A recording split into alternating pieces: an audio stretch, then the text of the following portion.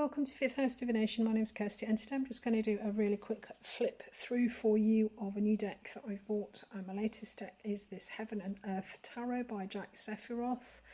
I've had it a couple of days. I had a look through it and it's the artwork's absolutely beautiful on it. I love it.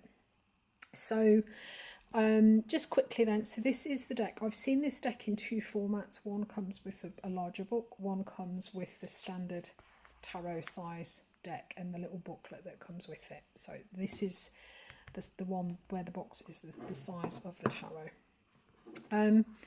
I love the box. It's got the beautiful artwork all the way around it, but it's a hard box. But rather than being the flip top boxes, no Scarabeo, rather than it being the flip top box, it's actually a pull apart box, which is really cool. So it's not going to get these boxes, they tend to go, I mean, I've not had this tarot deck very long and I've used it a few times in the boxes. It's a nice alternative to getting a pouch for them if you don't want to get a pouch. So in it there is a small book, which usual with Le Scarabeo, it comes in a few different languages. So we've got, if that's going to focus, I don't think it is. So there's English, Italian, Spanish, French and Portuguese. The English is about 50 pages. So it goes through each of the major arcana, gives you a small description, and then it also gives you the correspondences with the, the Hebrew letters. There's astrology correspondences on there, so planets and signs, etc. So let's get to the cards then. So that's the back of the deck.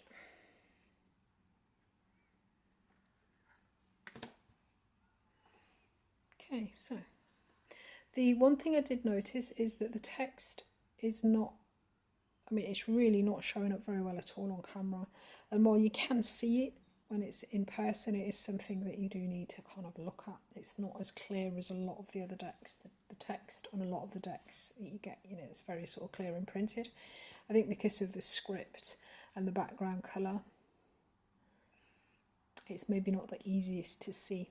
And there are the different hieroglyphs. So there we've got the Hebrew letter, a particular word that Hebrew letter means.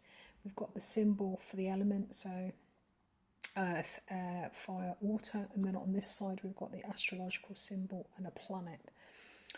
Some of the cards you've got more than one planet or more than one sign depending on what the planet rules. So okay, I'll say the names because it's not very easy to see. I don't know how well you can actually see the names, so I'll just say the cards as I go through. So that's the Fool, Magician,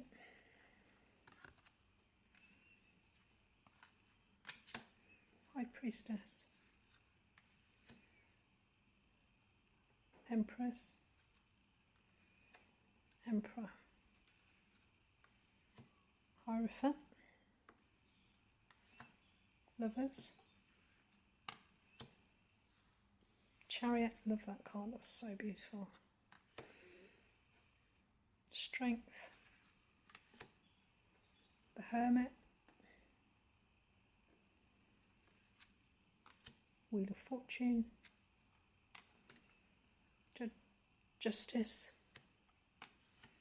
Hanged Man, that's really Piscean, Death card, that is so amazing.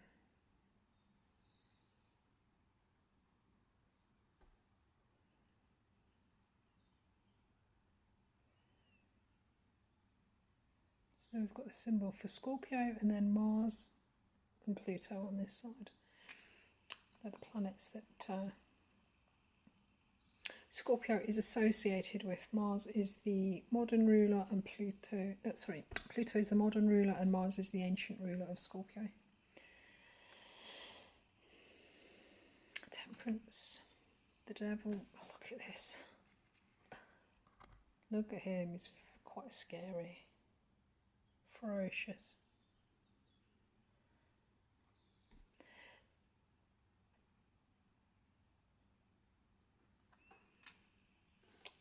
Tower. The cards are, I don't know, you could probably tell by the amount of glare, but the cards are very, very glossy, really shiny. What I did notice is while they're the same size as a, a normal tarot deck, the low Scarabeos, the stock is actually slightly thicker than the usual low Scarabeo stock. I've got a lot of their decks, and the stock's normally a little bit thinner and glossy, and this is certainly thicker. So it just feels a little bit heavier to me. Maybe I'm just imagining it, but the stock definitely feels a little bit thicker. So this is the star card, the moon, and it's got some strange. Normally this is the creature coming out of the waters like a crustacean of some description. That looks more like a fly, although it's got strange little. I don't know, maybe it's a flying crab. I don't know if there is such a thing. Oh, my cards are in the wrong order. There's the, oh dear, they are in the wrong order, hang on. So there's the sun.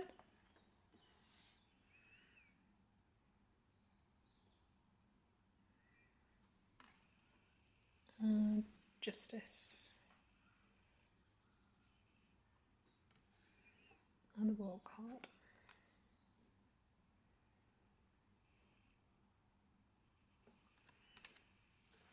And then, right, okay, so we've got pentacles next. I'm going to put that there because that's just going to slide everywhere.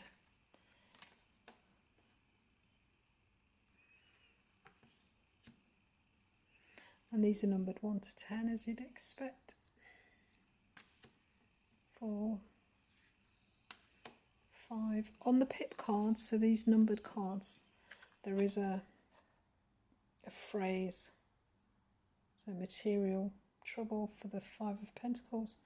So we've got Earth, Mercury, Mars and Taurus.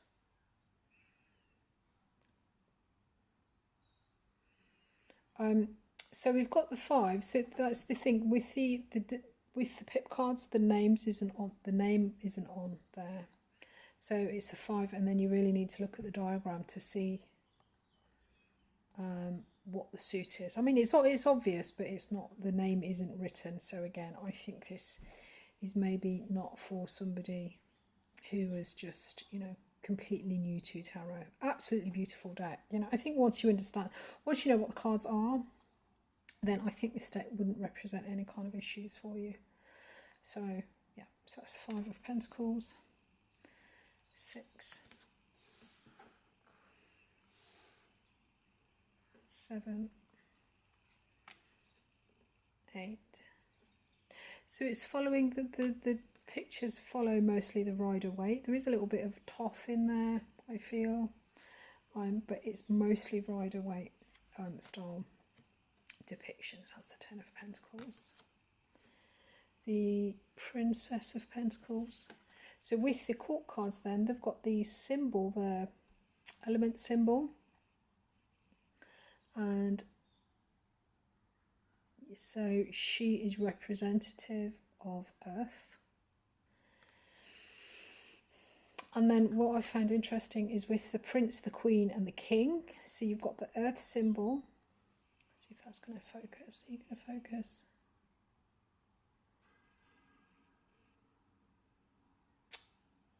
Oh, that's really frustrating. Okay, there we go. So we've got the Earth symbol, and then each of the court cards, if you're not aware, each of the court cards represent 3 decans of the horoscope. So this is Leo, Virgo, if you can see, Leo, Virgo. So the King, the Knight of Pentacles, represents the last decan of Leo and the first 2 decans of Virgo, which is, if you're into the kind of the correspondences, then I thought that was quite interesting. And the sign on the Oh yeah, okay. So we've got the Knight of Pentacles is also Earth of Water again with it gives you a little bit more information about the makeup of the the card, the Prince energy. Now there isn't an awful lot about I must admit there isn't a lot of information about the symbols in the book. I'm just going by what I know, what I've learned myself. So I don't know if with the larger book whether there's more information about the symbolism. If you're not familiar with it, I don't know. But certainly there isn't. It tells you. It gives you in the small book that I've got. It gives you some of the meanings. The small book in this deck, but it certainly doesn't go into any great detail. So I don't know if that information is in the larger deck. When I saw the two different decks, I think I bought them in the UK, and there was a couple of pounds difference between the two styles of deck. So I don't know whether it might be worth looking at if you're interested in the other correspondences and symbolism with, I don't know whether it might be worth looking at the other one to see if there's more info in there. So the Queen, so yes, so she then is the last decan of Sagittarius and the first two decans of Capricorn, and she is Earth of, what does that say? That's Earth of Water, I think.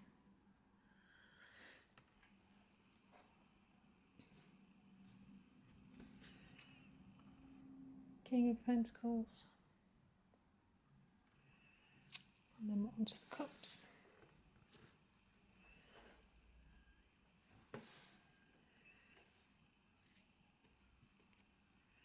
I think this is possibly my favourite Two of Cups. That's absolutely beautiful.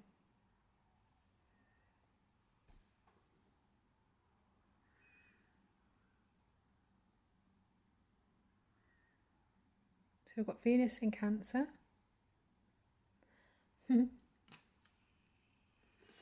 3,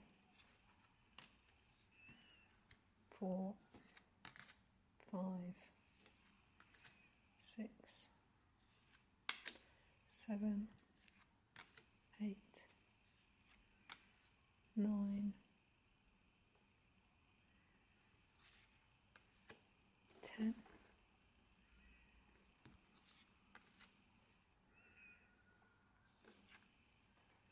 So then the Princess of Cups has just got the water element on hers.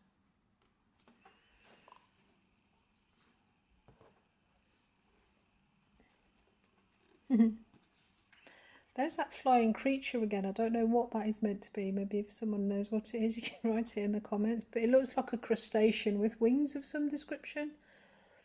No idea.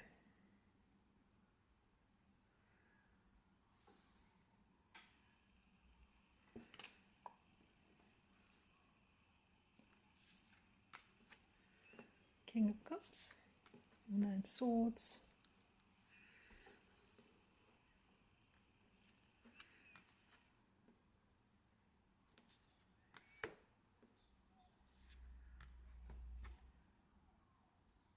It's an interesting Three of Swords.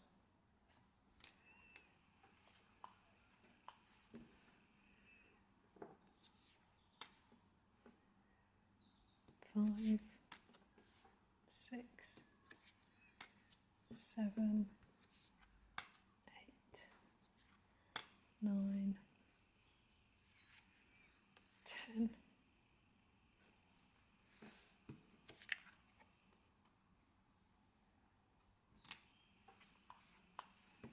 Princess, Prince, Queen, very regal. Okay. And then the Wands, Ace, 2. Now, so for those of you who watch the Game of Thrones, or have seen the Game of Thrones, I don't know if this character might put you in mind of somebody. But he certainly reminded me of a character in that TV show. So maybe it's just my overactive imagination. That's the Three of Wands, Four of Wands, 5, it's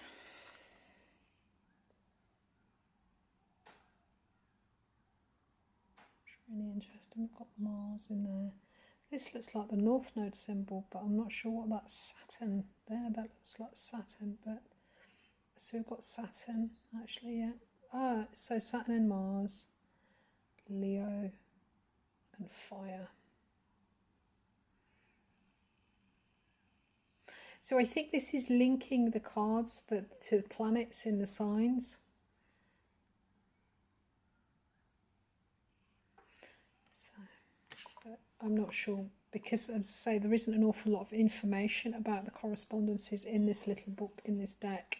I'm just kind of going on what I know of my own experience, so maybe there's something extra in the book. Six of Wands. There's John again.